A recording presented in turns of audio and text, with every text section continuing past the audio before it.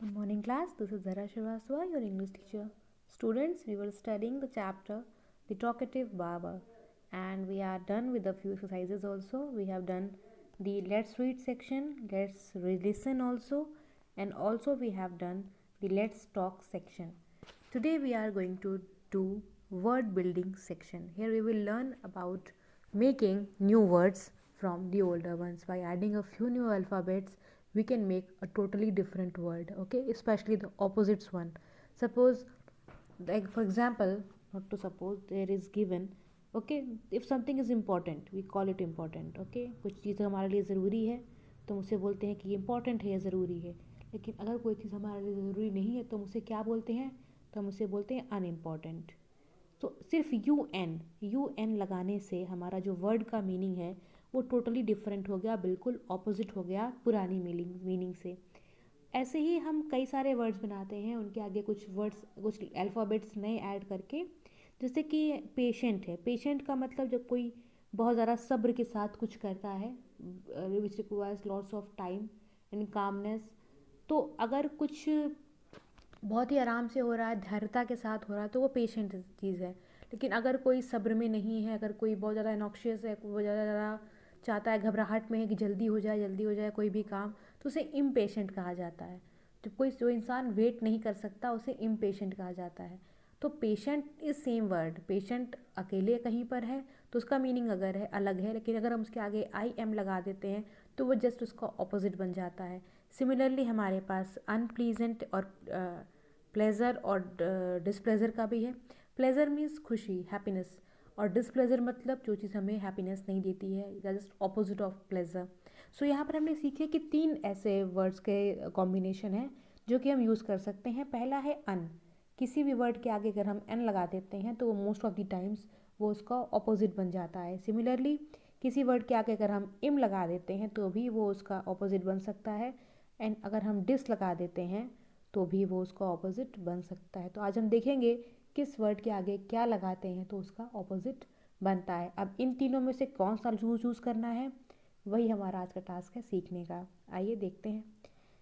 First हमारे लिए जो दे रखा है यहाँ पर एक्सरसाइज, वो है यहाँ पर कि now write the opposites of the following using un, im and this.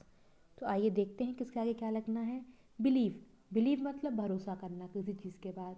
और अगर हमें भरोसा नहीं है तो हम उसे बोलते हैं डिसबिलीव. क्या बोलते हैं, डिस.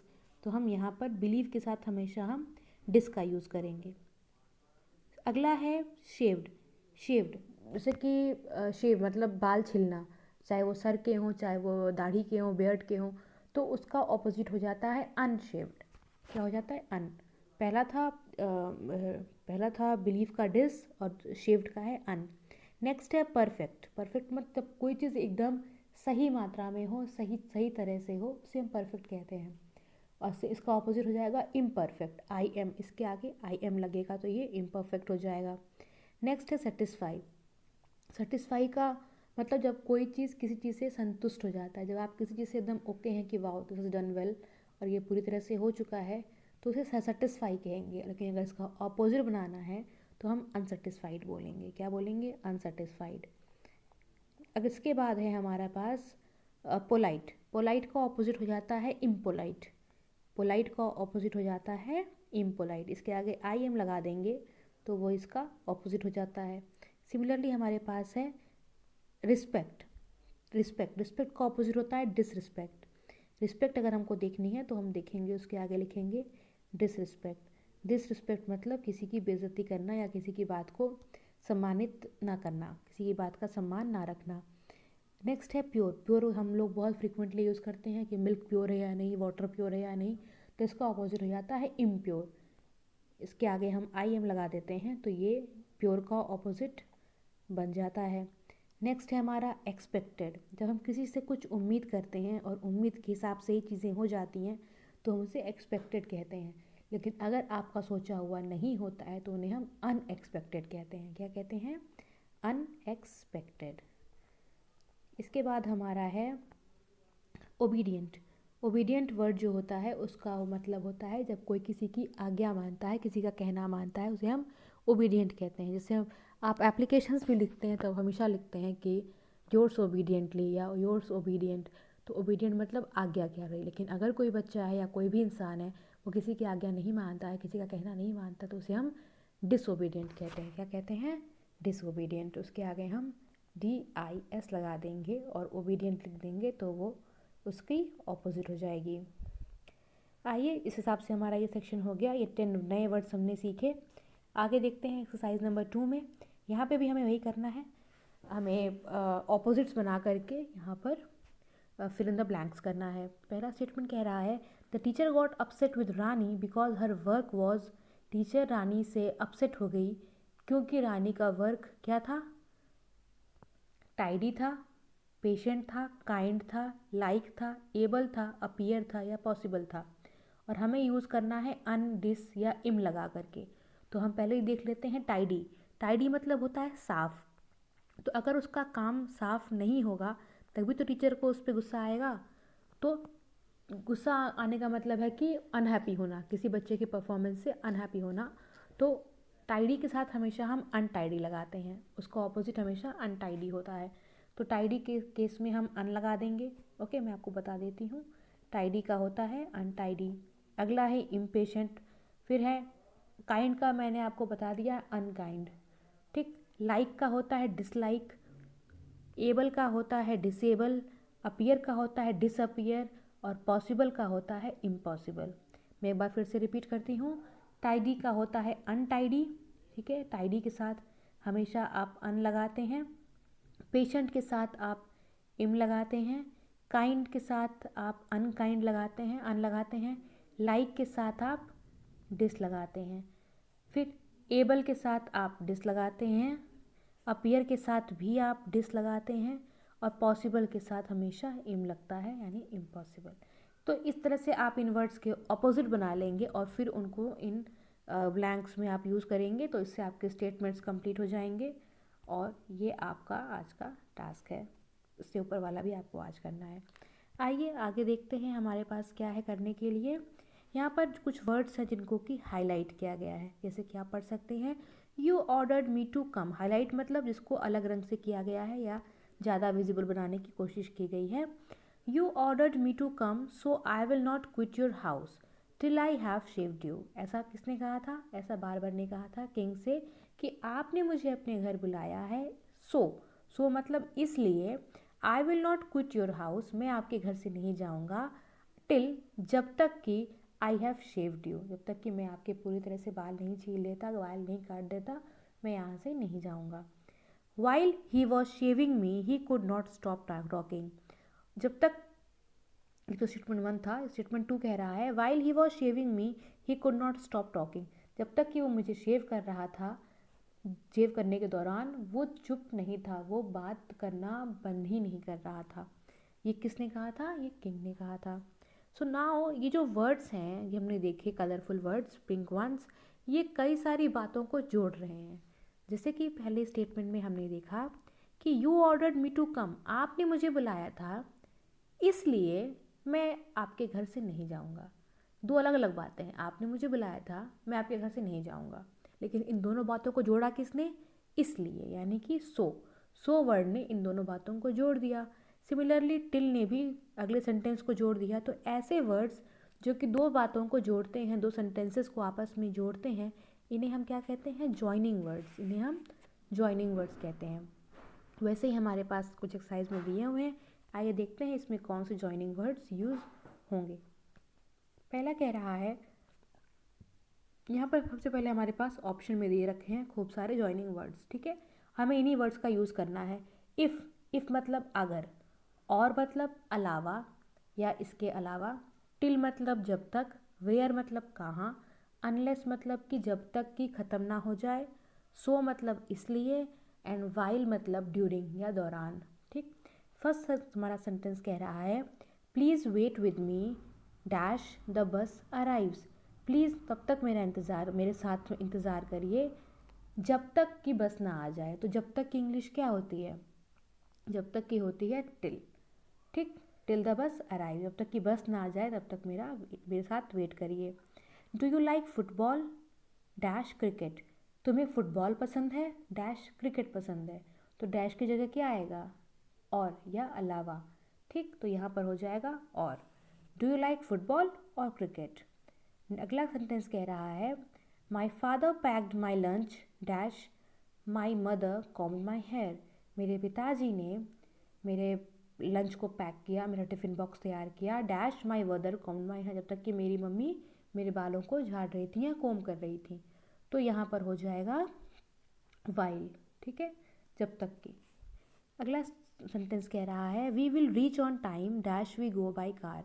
हम लोग समय से पहुंच जाएंगे dash we go by car, हम अगर कार से जाते हैं, अगर हम कार से जाते हैं तो हम समय से पहुंच जाएंगे। तो हमने कौन सा वर्ड यूज़ किया, अगर, और मैंने आपको बताया है कि अगर का मतलब होता है इफ़, ठीक है।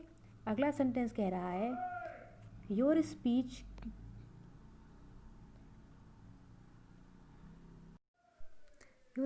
Can not be heard by the audience dash you use a powerful mic. आपकी जो आवाज़ है, आपकी बात, वो ऑडियंस के द्वारा नहीं सुनी जा सकती dash you use a powerful mic. आप एक अच्छा पावरफुल माइक नहीं यूज़ करते। तो यहाँ पर आ जाएगा आपका अनलेस, जब तक कि आप एक अच्छा पावरफुल नहीं यूज़ करते। It was a beautiful day dash they decided to go for a picnic. It was a beautiful day, अच्छा दिन था, so they decided to go for a picnic.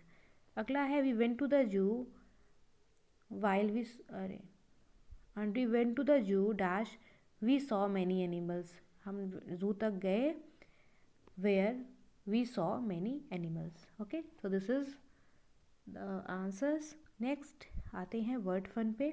Word fun है हमारे लिए, यहाँ पर हमारे पास कुछ वर्ड्स दिए गए हैं, वी हैव टू चेक कि कौन से वर्ड्स हम कहाँ पर यूज़ करते हैं।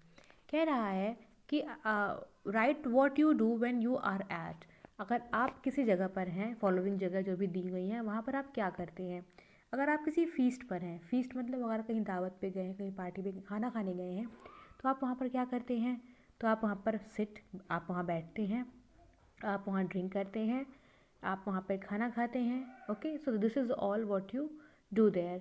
नेक्स्ट है रेस। आप एक रेस में जाते हैं तो आप क्या करते हैं। तो रेस में आप रन करते हैं, ओके, एंड आप compete करते हैं, क्योंकि वहाँ पे कंपटीशन होता है, तो आप लोगों को compete करते हैं। इसके बाद आता है क्रिकेट मैच। अगर आप क्रिकेट मैच देख रहे हैं तो आप वहाँ पे क्या करते हैं। तो अगर आप क्रिकेट मैच देख रहे हैं तो या तो आप, अगर आप मतलब क्रिकेट मैच अगर आप खेल रहे हैं तो आप वहाँ पर हैं, ओके, या तो आप एंजॉय करते हैं, आप सर्व करते हैं, अगर बॉल वगैरह सर्व करनी होती है तो आप सर्व करते हैं, ओके, आप शाउट भी करते हैं। तो ये सारी चीज़ें जो आप वहाँ पे करते हैं।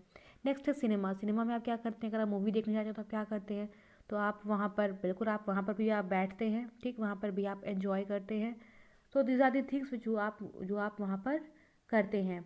अगला है फेयर। अगर आप किसी मेले में जाते हैं तो आप क्या करते हैं। तो आप मेले में जाते हैं तो आप खेलते हैं, खाते हैं, चिल्लाते हैं, कि आप राइड्स पे जाते हैं, मतलब आप झूले वगैरह पे बैठते हैं, वहाँ पे हाथ हिलाते हैं, झूले पे बैठ के नीचे अपने पेरेंट्स को हाय बाय करते हैं। दिस इज़ जो आप करते हैं। बाय, आप सामान खरीदते हैं वहाँ पर। इसके बाद पार्टी। आप एक पार्टी में क्या करते हैं। तो आप एक पार्टी में जाते हैं तो आप डांस करते हैं, okay, you dance, you sing, आपको जो लोग मिलते हैं आप उनको ग्रीट करते हैं, नमस्ते करते हैं।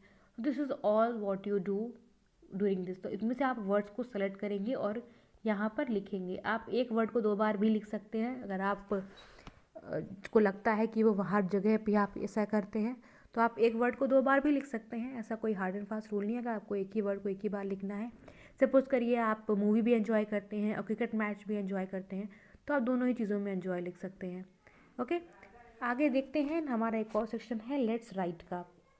ओके, सो यहाँ पर आपको प्रोसेस डिस्क्राइब करना है, सारा स्टेप बाय स्टेप। जो चारों चीज़ें यहाँ पर दी गई हैं, इन चारों चीज़ों को आपको डिस्क्राइब करना है। अगर आपने कभी किसी को ईमेल भेजा है तो उसका क्या प्रोसेस है। अगर आप किसी को एक लेटर भेजते हैं तो उसका क्या प्रोसेस है। आप पहले पेन निकालेंगे, आप एक पेपर लेंगे, उस पर लेटर लिखेंगे, फिर उसको फोल्ड करेंगे, फिर उसको एनवेलप में डालेंगे, फिर उस पर एड्रेस लिखेंगे, फिर एनवेलप को चिपकाएंगे, उसका माउथ उसको सील करेंगे, फिर आप लेटर बॉक्स में डालेंगे अपने लेटर को, उस पर स्टैम्प लगा करके। ये पूरा स्टेप बाय स्टेप आपको लिखना है।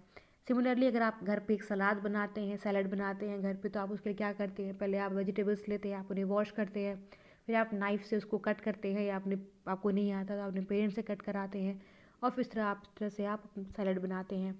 नेक्स्ट, अगर आप गार्डन में बेड बनाते हैं टू ग्रो फ्लावर्स, अगर आप फूल लगाना चाहते हैं, पौधे लगाते हैं, तो उसके लिए क्या करते हैं, सबसे पहले आप सॉइल के पास जाते हैं, उसको डिग करते हैं, थोड़ी उसमें एयर लगती है, सन लगती है, फिर थोड़ा वाटर डालते हैं, कुछ फर्टिलाइज़र डालने हैं तो आप उसको वो डालते हैं, अदरवाइज़ काऊ डंग वगैरह डालते हैं उसमें। फिर आप मार्केट से फ्लावर लेके आते हैं या प्लांट लेके आते हैं, फिर वहाँ पे डिग करते हैं, होल करते हैं, उसमें प्लांट को डालते हैं, फिर उसको कवर करते हैं सॉइल से, फिर आप उस पर रेगुलर वाटर डालते हैं। ये सब कुछ स्टेप बाय स्टेप आपको लिखना है। फोर्थ ऑप्शन कह रहा है how to paint a mural or a wall picture, अगर आप वॉल पिक्चर बनाते हैं या तो उसको कैसे करते हैं। इन चारों एक्टिविटीज़ में कोई सी भी दो आपको डिस्क्राइब करनी है, या इसके अलावा भी अगर आप कुछ करते हैं, सपोज़ कि आप अपने कार वॉश करते हैं तो आप कैसे करते हैं, अगर आप अपनी स्कूल साइकिल वॉश करते हैं तो आप उसके लिए क्या करते हैं, आप मार्केट जाते हैं सामान लेने तो फिर उसके लिए क्या स्टेप्स करते हैं, आप कब रेडी होते हैं, किसके साथ जाते हैं, मास्क लगाते हैं कि नहीं लगाते हैं, कैसे पैसे लेते हैं, कैसे बार्गेन करते हैं, ये सारी चीज़ें आपको स्टेप बाय स्टेप डिस्क्राइब करनी है टू डू ये राइटिंग सेक्शन में। ओके, तो this is all for today and मैंने आपको आंसर समवॉट सभी के एक्सप्लेन कर दिए एंड आई होप कोई डाउट नहीं होगा। कोई डाउट है तो आप मुझसे पूछ सकते हैं, I am all right here. और ये सभी चीज़ें आप अपनी कॉपीज़ में करके मुझे अपना work as soon as possible मुझे शो करेंगे एंड मेक श्योर कि टाइमली कंप्लीट हो जाए आपके वर्क, एग्ज़ाम के पहले के लिए कुछ भी ड्यू ना रहे। कोई डाउट होता है तो मुझसे पूछिए, घर पे रहिए, पढ़ते रहिए, सुरक्षित रहिए। Thank you class.